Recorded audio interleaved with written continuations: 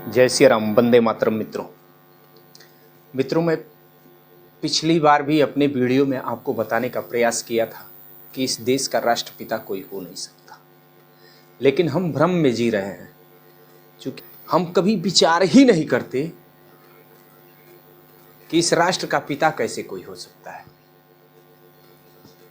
इस राष्ट्र में जन्म लेने वाले, इस धरती पर जन्म लेने वाले सारे लोग इस धरती को मां मानते हैं, तो इस राष्ट्र का पिता कैसे कोई हो सकता है। तुलना की दृष्टि में भी यदि देखेंगे हम, तुलना की दृष्टि में छत्रपति शिवाजी मुगलों से खूब लड़े, छोटे थे उसी समय माता जीजाबाई ने उस ध्वज के तरफ, उस गुलामी के झंडे के तरफ दिखा के कहा कि शिवा, उस झंडे को उतार के और जिस दिन भगवा झंडा लगाओगे ना, उस दिन मेरे हृदय को शांति मिलेगी। माताएं ऐसा सिखाया करती थी। और शिवाजी 70 से ऊपर लड़ाइयां लड़े और किसी युद्ध को हारे नहीं। महाराणा प्रताप अपनी पूरी सेना के साथ, पूरे परिवार के साथ लड़ते भिड़ते रहे, भारत माता के लिए, इस समाज को सुरक्षित रहने के लिए घास की रोटियां खाना स्वीकार किया, लेकिन मुगलों के साथ समझौता नहीं किया। मित्रों, ये दिसंबर का महीना चल रहा है। गुरु गोविंद सिंह का पूरा परिवार, गुरु गोविंद सिंह का पूरा परिवार इस राष्ट्र के लिए, सनातन के लिए, भारतीय संस्कृति को सुरक्षित रखने के लिए बलिदान होना स्वीकार किया, लेकिन मुगलों के साथ समझौता नहीं किया। जो बच्चे अभी अबोध थे, जिनकी खेलने और खाने की उम्र थी, ऐसे गुरु गोविंद सिंह के दोनों बच्चों ने मुगलों को ऐसा जवाब दिया कि भारत के इतिहास में ऐसा जवाब नहीं मिलता है, दुनिया में कहीं नहीं मिलेगा। कि मुगलों ने जब प्रस्ताव रखा कि इस्लाम कबूल कर लो, तो बच्चों ने कहा मरना स्वीकार है, लेकिन इस्लाम स्वीकार नहीं है।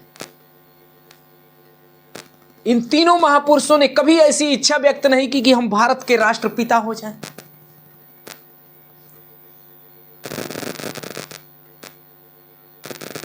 इन तीनों महापुरुषों की कभी ऐसी इच्छा नहीं हुई कि हम भारत के राष्ट्रपिता हो जाएं। देश की लड़ाइयां, देश को आजाद कराने के लिए बहुत सारे लोगों ने लड़ा, लेकिन किसी की ऐसी इच्छा नहीं हुई। न जेल गए, न उनके खानदान का कोई मरा। नेहरू के खानदान के कितने लोग मरे देश की आजादी में? गांधी, महात्मा गांधी के खानदान के कितने लोग इस देश की आजादी में मरे? उल्टे गांधी ने यह शपथ सबको दिला दिया कि झगड़ा नहीं करना है, मार नहीं करना है, कोई मारता है एक गाल पे तो दूसरा भी गाल दे देना है।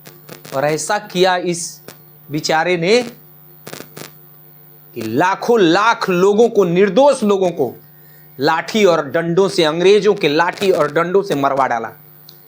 अपने सुरक्षित रहा ये बंदा। नाम का राष्ट्रपिता और नाम का चाचा हम भारतीयों ने दे दिया। इस राष्ट्रपिता और चाचा का योगदान इस देश के लिए क्या है, जरा विचार करिए।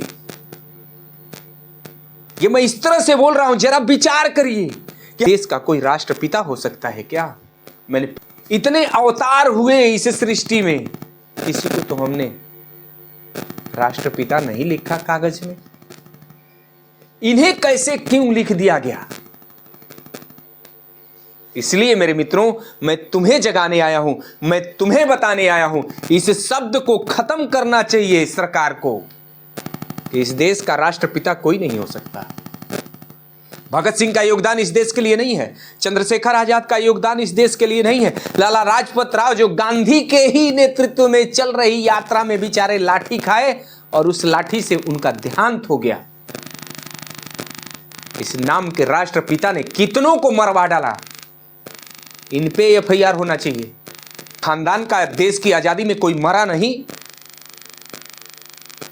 नेहरू के खानदान का देश की आजादी में कोई मरा नहीं। उसके बाद भी सत्ता में भूमिका पहली, उसके बाद भी देश के एक ऐसे यशस्वी नेता को हटा करके और अपने प्रधानमंत्री बने, और गांधी ने बनाया।